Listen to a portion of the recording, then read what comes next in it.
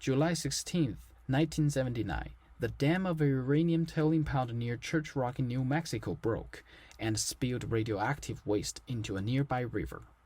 This uranium mill spill released more than 1,100 tons of solid radioactive mill waste and 93 million gallons of acidic radioactive tailings into the Puerco River, sending radioactive waste into several Navajo communities, threatening thousands of local residents.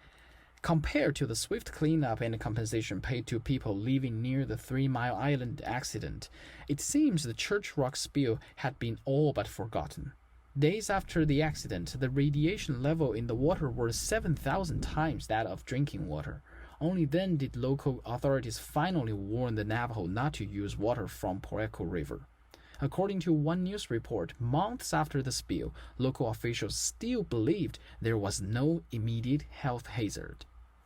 And at the time, there was no such word as danger. Edith Hood worked in a uranium mine for 6 years as a probe technician. She said between the 1960s and 1980s, there were 2 uranium mines in this area. She says even before the spill, the mining company neglected workers' health. Nothing physically saying that it would be dangerous. But of course, they took care of all the safety issues of the mine. That was the only danger they talked about, but not the human health. In the first 3 months of the spill, only 1% of solid waste had been cleaned up. Contaminated wastewater seeped underground. Decades later, in early 2000s, people tested some of the waste and discovered it was still radioactive. Some of us decided we were going to go sample because we've been trying to even get the Navajo tribe to clean up, or somebody to clean up that mess down there. So we started joining those people in sampling.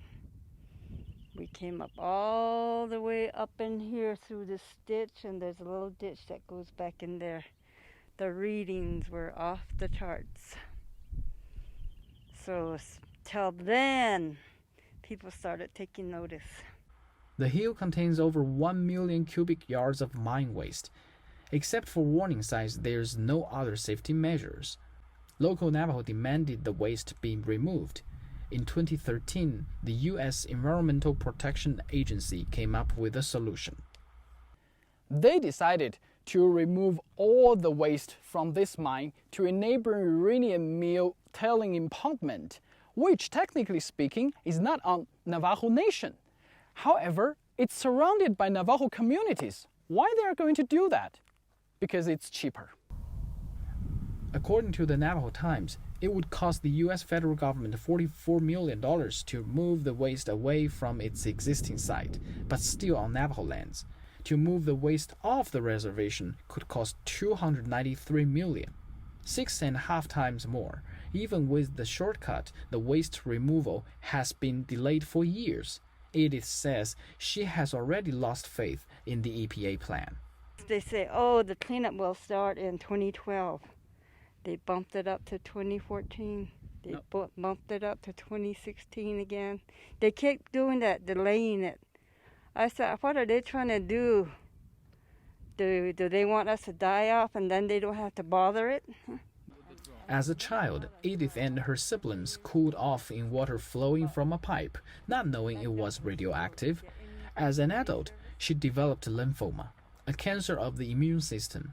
It's now in remission. One test found uranium dust contaminating 85% of the Navajo homes tested. Everyone living in them tested positive for uranium. Cancer rates on the reservation are elevated. Some types of cancer occurred at rates 15 times higher than the U.S. national average. For years now, Hood has been demanding that all uranium waste be removed from Navajo lands. Well, we've been saying to take it off Indian land. Take it away somewhere else. Maybe even Washington, D.C., for all I care. Edith Hood hopes she will see the day when all uranium waste is gone from this place. Unlike many other Navajo, including members of her extended family, she has refused to leave her home. She says, waste or not, this is her home, and she must fight for it. Dezhi, CGTN, Navajo Nation.